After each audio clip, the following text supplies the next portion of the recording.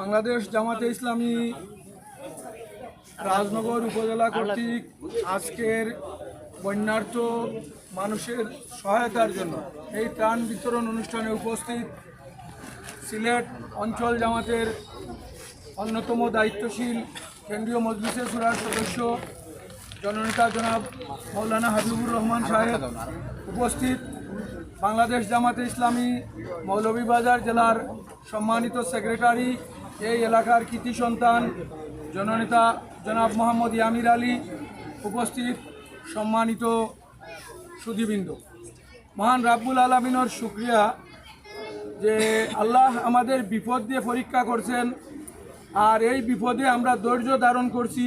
আবার কেউ বা অনেকেই আমরা সহায়তার হাত বাড়িয়ে দিছি। সম্মানিত উপস্থিতি, আল্লাহ মানুষকে পরীক্ষা করেন।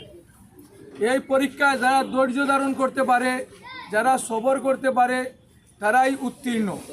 আর মানুষের পরীক্ষার সময় মানুষের উপর মানুষ যখন বিপদ আপদ মুসিবতে পড়ে, তখন আল্লাহ দেখতে চান কারা তাদের সহায়তা করে।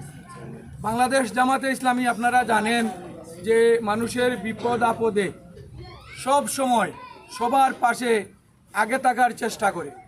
এই অঞ্চলে 2022-এর বন্যা বা তারও আগে সব সময় জামাত তার সামর্থ্য অনুযায়ী সহায়তার চেষ্টা করছে।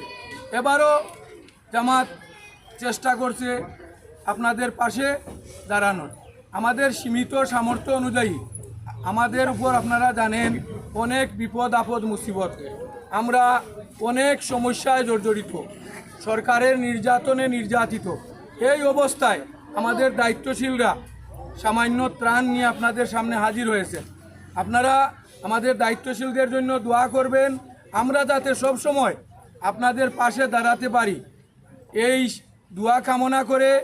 আর সবাই যাতে কেউ বিশৃঙ্খলা করবেন না। আমরা তো একটা পরিমাণ এখানে আছে, তালিকা আছে, তালিকা অনুযায়ী নাম রাখা হবে, আপনারা ধীরে সুস্থে নেবেন, তাড়াহুড়া করবেন না। যাদের নাম আছে অবশ্যই সবাই পাবেন। যাদের নাম আছে আমাদের তালিকায়, যদি কেউ না পান পরবর্তীতে ইনশাল্লাহ আমরা সহযোগিতা করার চেষ্টা করব ইনশাল্লাহ। আর সবাইকে উপস্থিত হওয়ার জন্য ধন্যবাদ জানিয়ে আমার কথা এখানেই শেষ করছি। আল্লাহ হাফেজ। আসসালামু আলাইকুম রহমতুল্লাহ।